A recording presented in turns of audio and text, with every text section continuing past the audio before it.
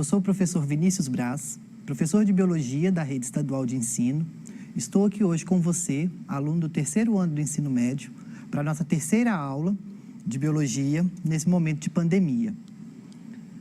A gente vai continuar falando ainda sobre a saúde coletiva e a gente vai ter um enfoque hoje nas doenças infectoparasitárias.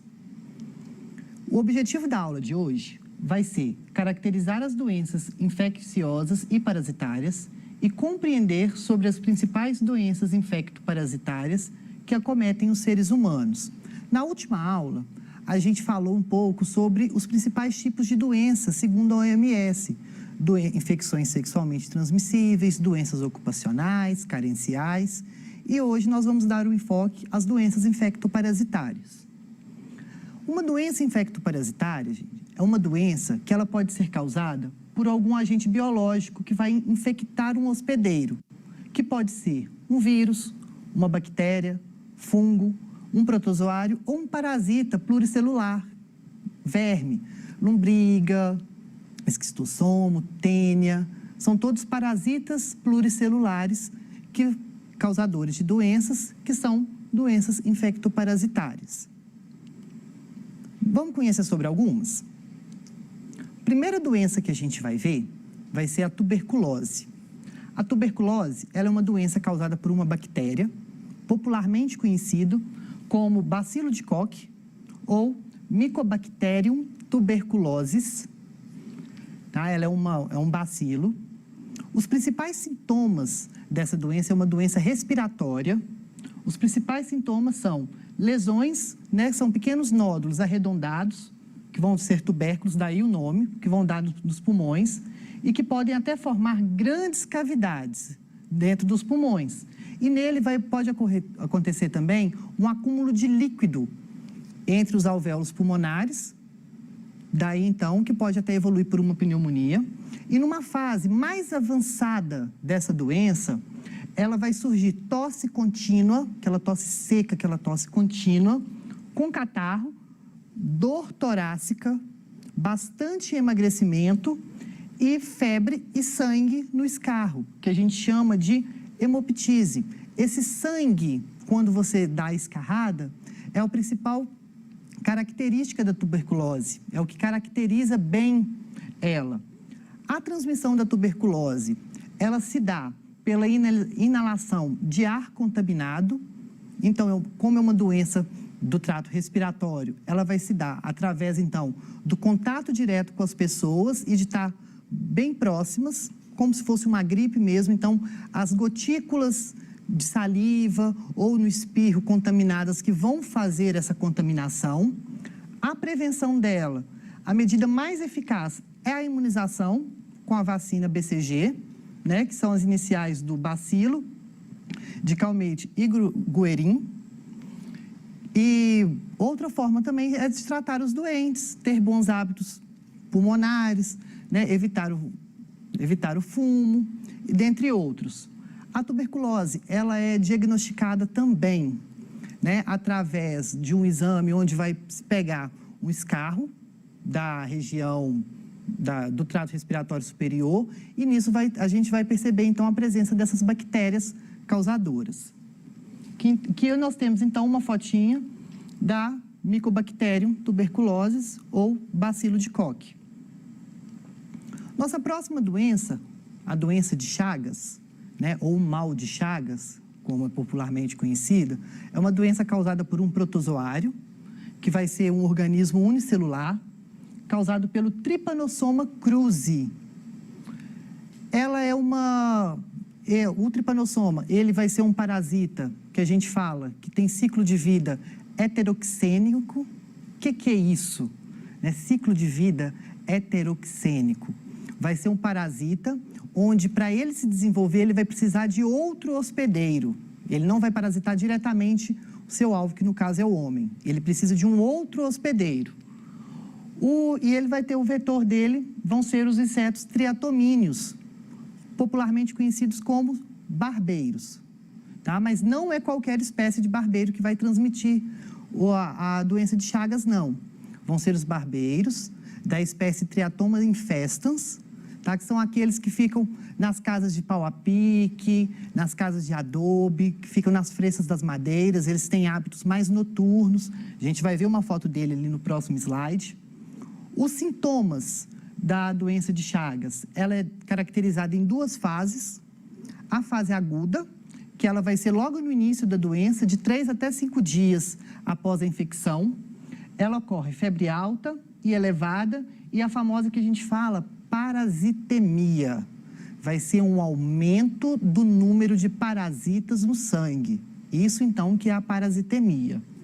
E também aparece o famoso sinal de Romanin, característico da doença, que vai ser o olho inchado, aquele olho inchado no local da picada, que a gente vai ver no próximo slide. E na fase crônica, passando-se, então, esse período, né, infectório, de 3 a 5 dias, nós temos, então, a fase crônica, que vai ser baixa parasitemia. Então, os parasitas, eles já vão ter um número reduzido no seu corpo e ocorrem, então, lesões no coração e no tubo digestório. No coração, ocorre um aumento do coração, um aumento dessa frequência cardíaca, a pessoa ela fica com o coração maior, com maior volume, consequentemente vai ter uma maior frequência cardíaca, maior batimento, e com isso pode causar até uma insuficiência cardiorrespiratória. E no tubo digestório ele migra, então, para o intestino e para o trato digestório.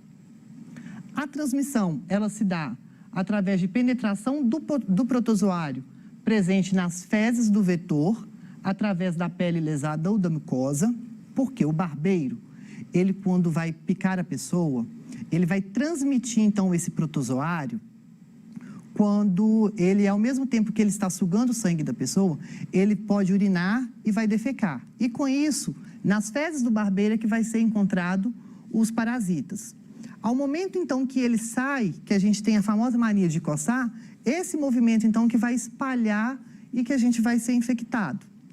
Tem também um outro tipo de transmissão, né, através de transfusões sanguíneas com sangue contaminado, compartilhamento de objetos pérfuro-cortantes contaminados também, com sangue da pessoa infectada. E, em algum tempo, teve também transmissões de tripanossomo através do açaí, isso mesmo.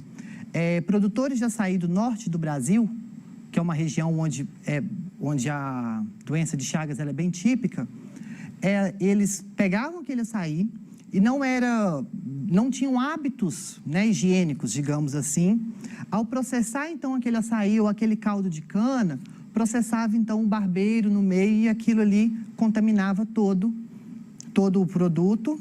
E na hora da gente se alimentar com aquilo ali, estava lá no meio vários protozoários, vários tripanossomas, acabava contaminando também. Hoje em dia não é muito comum mais, por conta da fiscalização severa, mas já chegou a ter, sim, um pico dessa doença através desse tipo de contaminação.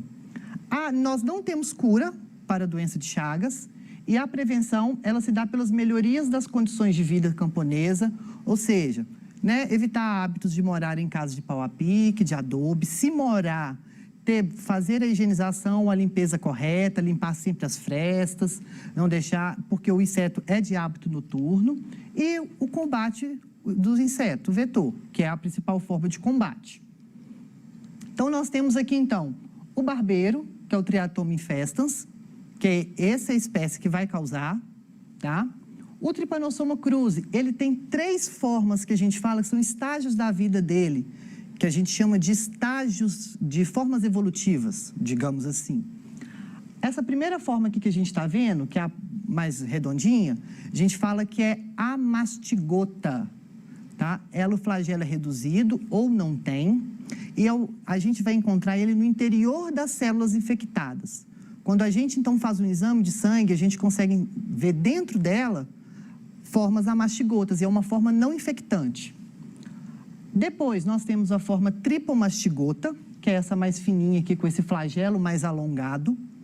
É nessa forma, que é a forma infectante, a gente consegue achá-la nas fezes do barbeiro. E a forma epimastigota, que vai ser a etapa de transição, a gente acha no intestino do barbeiro. E aqui é o famoso sinal de Romanin, que é essa que olha a pálpebra inchada, que vai caracterizar a doença. que então a gente tem um ciclo de vida do barbeiro para a gente estar entendendo, né, do tripanossoma para entender.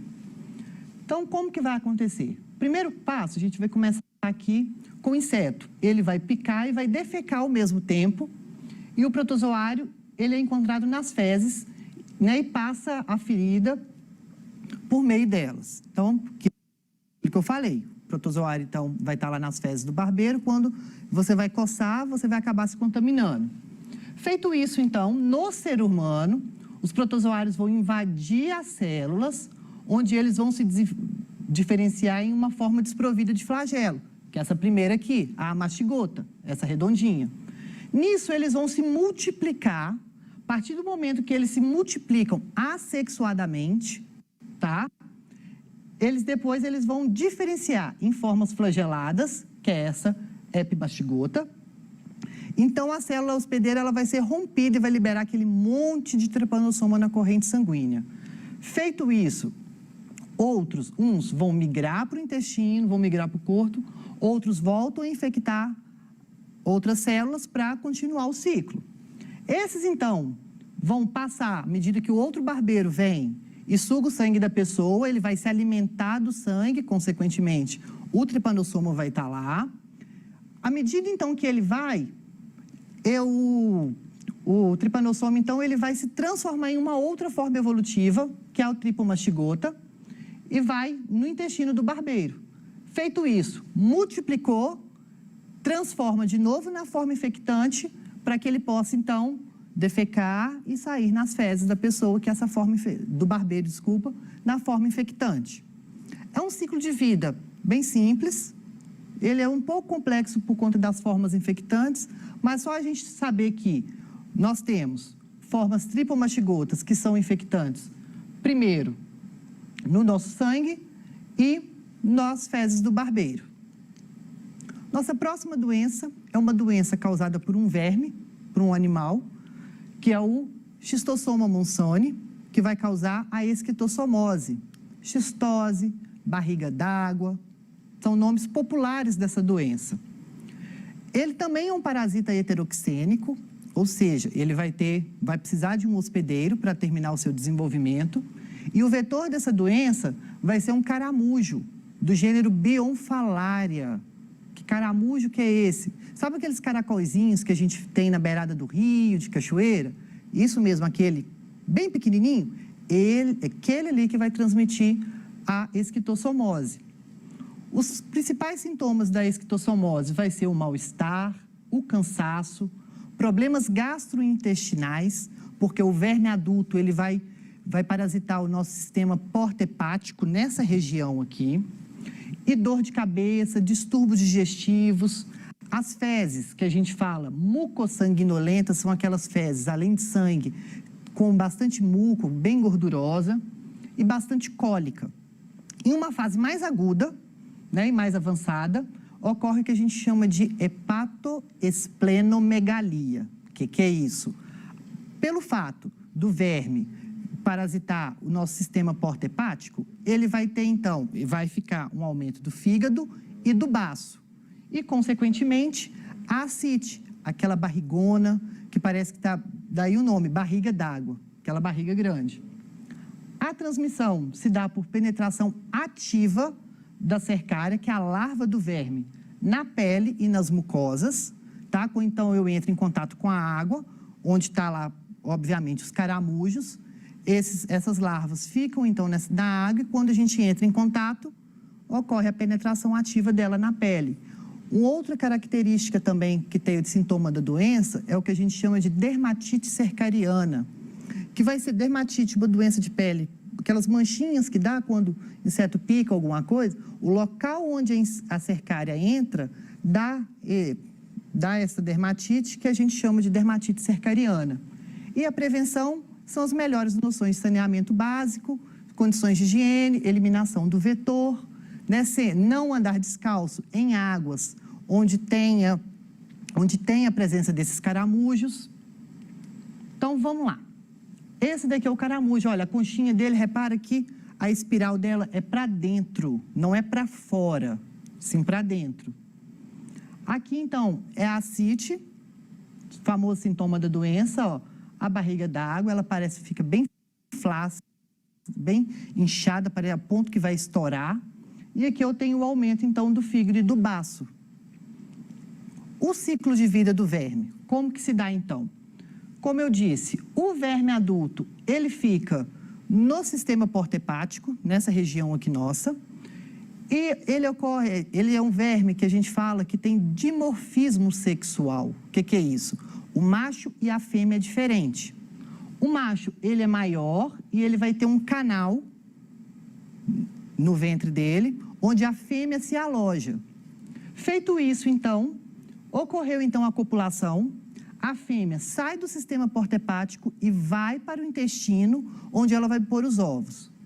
O ovo, ele vai ter essa espícula aqui, ó, que a gente fala, e ela pode atravessar, romper as paredes dos vasos sanguíneos. E com isso ele pode ir parar em outros lugares do corpo. Esse ovo, então, ele é eliminado junto com as fezes. Eliminou nas fezes, esse ovo, ao entrar em contato com a água, ele se transforma num miracídio, que é uma larvinha ciliada. Essa larva penetra, então, no caramujo. Penetrou no caramujo, ele vai se transformar, então, em cercária. Saiu na cercária, na água, essa cercária, que é essa larvinha que vai penetrar diretamente na pele. Feito isso, a cercária cai na corrente sanguínea e volta, então, ao nosso sistema porta-hepático e termina o seu desenvolvimento. Próxima doença que a gente vai falar é da dengue, zika e chikungunya, uma doença viral, popularmente conhecida, principalmente aqui em Minas Gerais. Ela é causada por vírus dos gêneros Flavírus. Ela tem o seu vetor, o mosquito Aedes aegypti, né, a fêmea do Aedes aegypti. Os principais sintomas são febre alta, dores de cabeça, no corpo, muscular, nas articulações, erupções cutâneas e a mialgia. O que vai diferenciar a dengue, chikungunya e a zika são sintomas específicos onde uma dor no corpo é mais grave do que a outra, dores nas articulações, mas os sintomas são parecidos e o agente vetor é o mesmo. A transmissão se dá através da picada das fêmeas do Aedes aegypti. E a prevenção, combate ao vetor e não deixar água parada, né? Se tiver, então, algo que possa acumular água, não deixe acumular, porque isso só vai fazer a proliferação, porque o mosquito, ele bota os seus ovos na água, e com isso, então, é esse daqui, que é o Aedes aegypti. Com isso, o ovo tem, então, a larva, até se desenvolver em pupa, para ter um mosquito adulto. Vamos fazer uma questãozinha do Enem, então? A doença de Chagas afeta mais de 8 milhões de brasileiros, sendo comum em áreas rurais. É uma doença causada pelo protozoário Trypanosoma cruzi e transmitida por insetos conhecidos como barbeiros ou chupanças. Uma ação do homem sobre o meio ambiente que tem contribuído para o aumento dessa doença é A. O consumo de carnes de animais silvestres, que são hospedeiros do vetor da doença. B. A utilização de adubos químicos na agricultura, que aceleram o ciclo reprodutivo do barbeiro. C. A ausência de saneamento básico, que favorece a proliferação do protozoário em regiões habitadas por humanos. D. A poluição dos rios e lagos com pesticidas, que exterminam o predador das larvas do inseto transmissor da doença. E E. O desmatamento, que provoca a migração ou o desaparecimento dos animais silvestres, dos quais o barbeiro se alimenta. Então, vamos resolver. A gente sabe que a destruição, então, gente, do hábitat natural do barbeiro e o desaparecimento de seus hospedeiros silvestres vão fazer, então, a migração desse animal. Ele vai sair da floresta e vai procurar outro alimento. E aonde que ele vai ir? Nas habitações. Com isso, então, a letra é o desmatamento, que provoca a migração ou desaparecimento dos animais silvestres, dos quais o barbeiro se alimenta. Bem, tinha mais uma questão, mas o tempo está acabando. Vou deixar essa daqui para vocês fazerem. E até a próxima.